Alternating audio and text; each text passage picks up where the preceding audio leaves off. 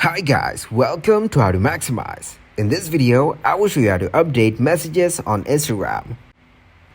First of all, open up the Play Store. Here search Instagram. Then open up the app and make sure you have the updated version of it. Now open up the Instagram app and go into your profile from the bottom right corner. And click on Menu from the top and go into Settings and Privacy. Then go back to the home page and click on the DM icon from the top right corner to see the messages got uploaded. After that, get back to your profile and go into Settings and Privacy.